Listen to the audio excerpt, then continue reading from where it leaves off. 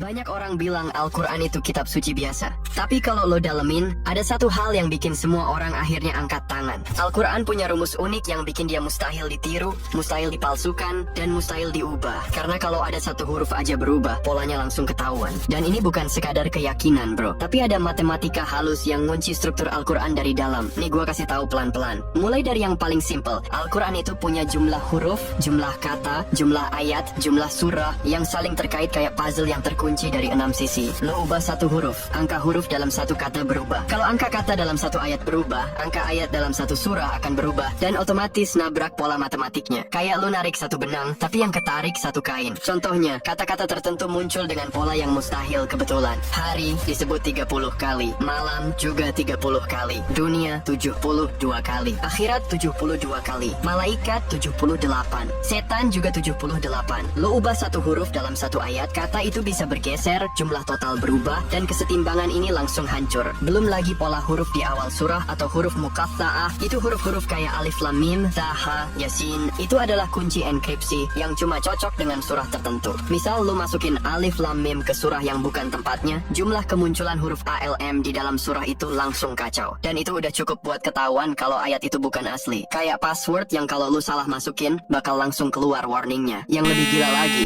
Al-Quran itu dirangkai bukan dari paragraf-paragraf panjang kayak buku biasa, tapi dari ayat yang masing-masing punya panjang tertentu, ritme suara tertentu, jumlah huruf tertentu, dan makna yang saling nyambung meskipun topiknya ganti-ganti. Lu bayangin kayak nulis 114 lagu, beda nada, beda irama, beda makna, tapi semuanya saling ngunci secara matematis dan literasi. Itu bukan kerjaan manusia biasa. Dan satu hal yang jarang dibahas, struktur simetrinya. Ada pola di mana tema di awal surah ketemu lagi di tengah, lalu ketemu lagi di akhir. Bukan simetri grafik, tapi simetri konsep, kata demi kata, makna demi makna. Ribuan ayat diturunkan 23 tahun di tempat berbeda dengan situasi berbeda, tapi hasilnya simetris. Lu coba bikin cerita berseri 23 tahun tanpa salah satu detail, nggak bakal bisa bro. Makanya ulama dulu bilang, kalau seseorang mau memalsukan satu ayat saja, dia harus memalsukan seluruh Quran. Karena satu perubahan kecil akan nabrak pola kata, pola huruf, pola ritme, pola simetri, pola tema, pola angka, pola huruf muqatta'ah, sampai pola penutup dan pembuka surah. Kayak bangunan yang semen, bata, dan besinya saling naik. Lo copot satu, ambruk semua. Jadi ketika Allah bilang, aku yang menurunkan Al-Quran dan aku yang menjaganya, itu bukan cuma janji spiritual, itu juga kode pengaman yang ditanam langsung di dalam teks. Dan hari ini lo bisa lihat sendiri, diserang dari manapun, dipelajari dari berbagai arah, diteliti sampai level huruf, Al-Quran tetap nggak bisa digeser. Karena ini bukan sekadar buku, ini blueprint yang dijaga dari dalam. Dan yang menjaganya adalah penciptanya itu sendiri. Jadi bro, kalau lo punya anak, gua saranin dah, biar mereka jadi hafiz Quran, supaya masuk barisan orang-orang yang menjaga Al-Quran dari generasi ke generasi. Semangat bro, Masya Allah, Allahu Akbar.